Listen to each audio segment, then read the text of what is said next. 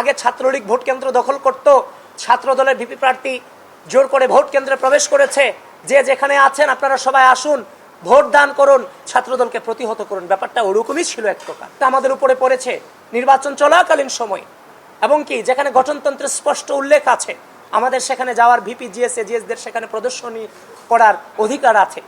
এই যে আমাদের উপর যে অন্যায় হয়েছে, এর বিচার কি হওয়া উচিত, এর দায়ভার কে নেবে?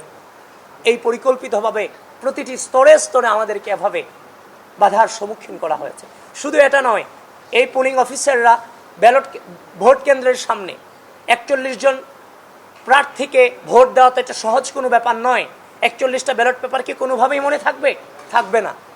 তো আমাদের যে ব্যালট পেপারগুলোর নাম্বারগুলো দিতে গিয়েও এই পোলিং অফিসাররা আমাদেরকে বারবার মবেশ স্বীকার করেছে। সুতরাং এই দায়ভার কার? এটা পরিকল্পিত ছিল। নিরাপত্তা ও ভোট সংশ্লিষ্ট দায়িত্বে থাকা কতিপয় অতি উৎসাহী BNCC, rover scout, girls guide সদস্যের ভূমিকা ইতিমধ্যেই প্রশ্নবিদ্ধ হয়েছে। নির্বাচনের দিন ক্যাম্পাসের প্রবেশ মুখে নিরাপত্তার দায়িত্বরত কতিপয় বিএনসিসি, রোভার স্কাউট ও গার্লস গাইড সদস্যের সহায়তায় একটি নির্দিষ্ট গোষ্ঠীকে ক্যাম্পাসে অবাধে প্রবেশের সুযোগ দেওয়া হয়েছে বলে শিক্ষার্থীদের পক্ষ থেকে একাধিক অভিযোগ এসেছে, এবং একাধিক বহিরাগত শিবির কর্মীকে শিক্ষার্থীরা হাতে নাতে ধরে প্রক্টর অফিসে সুপর্দ করেছিল। ভোট গণনার সময় পুলিং এজেন্টদেরকে কার্যত নিষ্ক্রিয় ভূমিকা পালন করতে বাধ্য করা হয়েছে। আমরা ইচ্ছা করলেই রাজনৈতিক যে সংস্কৃতি বাংলাদেশের ছিল, বিভিন্ন কারচুপি হওয়া এবং নেগেটিভ রেজাল্ট আসার পরে বিভিন্ন আন্দোলন করা, আপনারা আমাদেরকে জিজ্ঞাসা করেছিলেন যে আমরা কোনো আন্দোলনে যাব কিনা, কোনো প্রকার মিছিল মিটিং কিংবা অবরোধে যাব কিনা।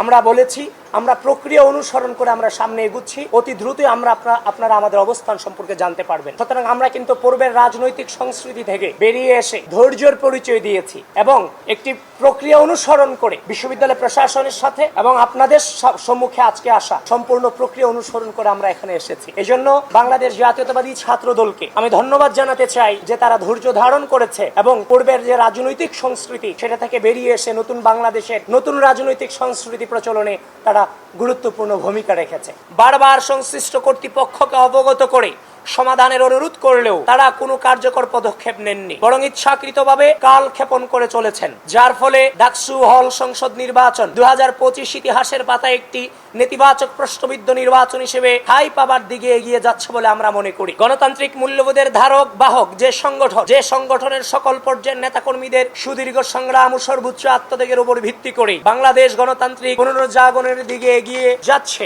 সেই বাংলাদেশ জাতীয়তাবাদী ছাত্র দলের প্রতিনিধি হিসেবে গণতান্ত্রিক প্রক্রিয়াকে এভাবে ভুলুণ্ঠিত হতে দেখা আমাদের জন্য চরম হতাশাজনক ও কষ্টদায়ক।